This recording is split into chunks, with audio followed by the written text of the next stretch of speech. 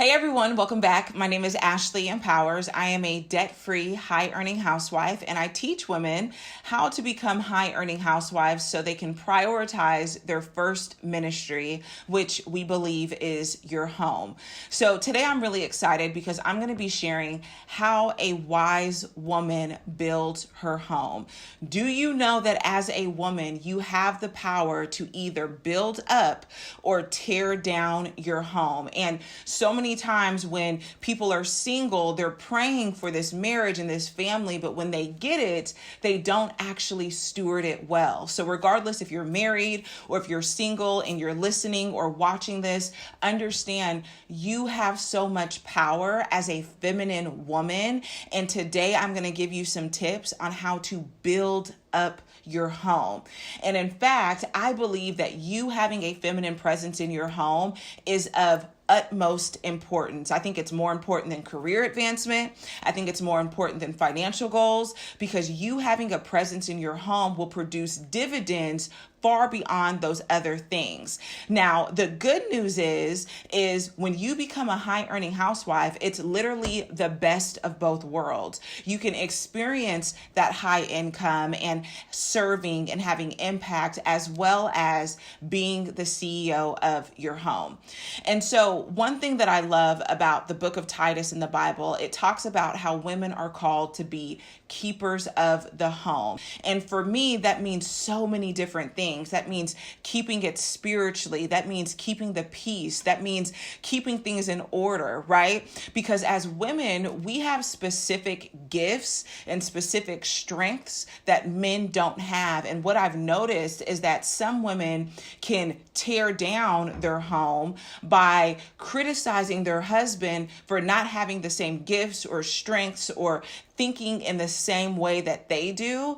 And once you understand that, man, like God made you differently for a reason and opposites attract, you're really going to be having just the right mindset to thrive in marriage and in your home. And recently I came across this post that Dave Ramsey posted that resonated with me so much, because as a woman who has been married for 8 years, I definitely was someone who thought my husband was supposed to think exactly like me.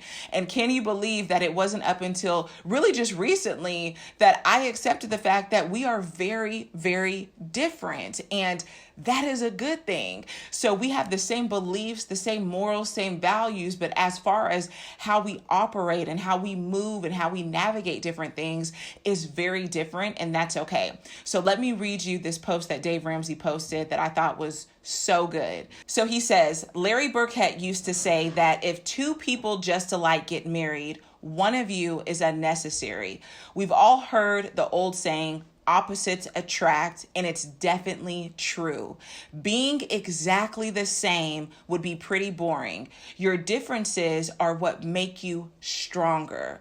And he goes into how he breaks down, managing finances as a married couple. But I love that just this revelation that when two opposites come together, amazing things can happen.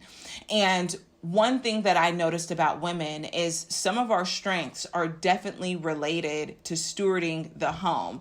Now, I believe in modern marriages where both men and women contribute. I don't think that the men just has to go out and get the bacon and the woman has to cook it. Like, I believe in a team-oriented marriage. And as a woman, I want to share with you a few ways that you can build up your house, because again, you're either going to build it up and you're going to tear it down. But if you want to have a legacy of love, and if you want to just pass down a positive example to the future generations, here are some of the things that you can do. So how a wise woman builds her home, number one, is by covering your family in prayer.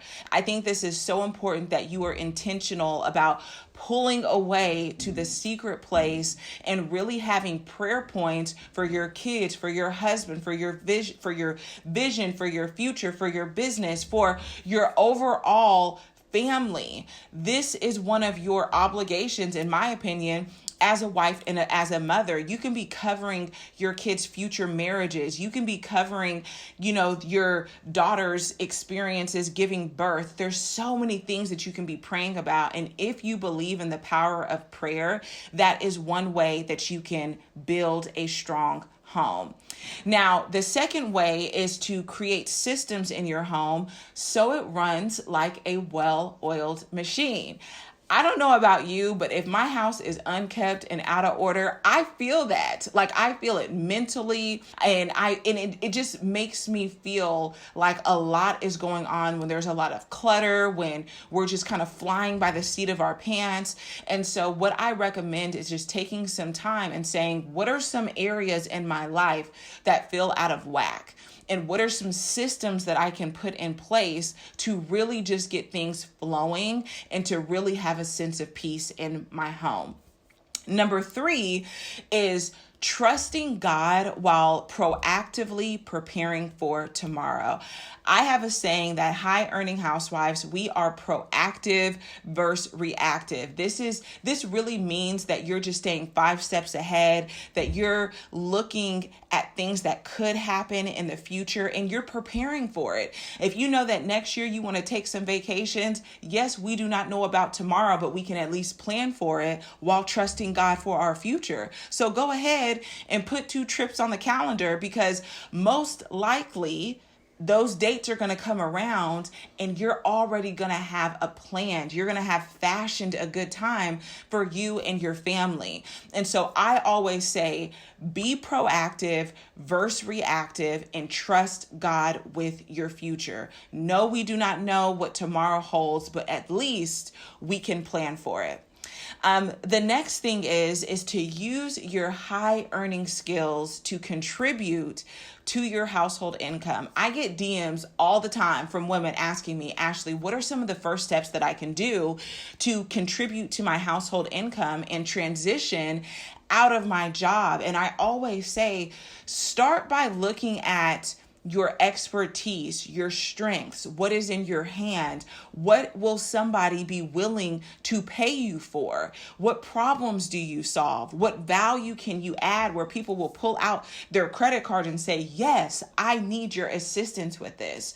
And so when you identify those things, the key is just to get started, doing your research and having the confidence and faith that you can actually earn a living from your gifts. That's one of the biggest roadblocks that I see within women is, they are equipped, they're qualified, but just that belief that they can actually do it is the hurdle that they have to overcome. But the key is just to identify, what is something valuable that I can offer to the marketplace, package it in an attractive way, and have the confidence to go out and sell it.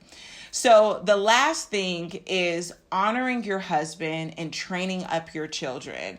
And so again, I mentioned that we have a team-oriented marriage, and one of the things that I've learned over the years being a married woman is how much men really elevate when you respect them, when you honor them, when you affirm them. And it makes me think of like the game Mario. If you've ever played Mario and you step on Luigi and he his chest puffs up and he gets bigger, that's how men are when you respect them and honor them. And as feminine women in your home, you have what I call a quiet power. You do not have to be masculine. You do not have to be just trying to run everything. There is a way that you can show up in your home with a feminine presence and still be very, very influential.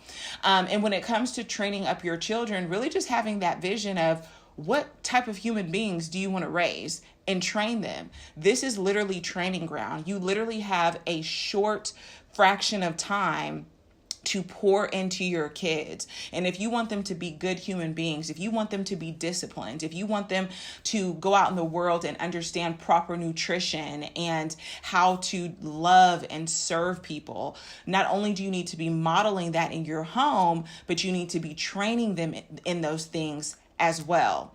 So those are some of my tips on how a wise woman builds her home. I truly believe that a woman who prioritizes her home is a mark of a wise woman.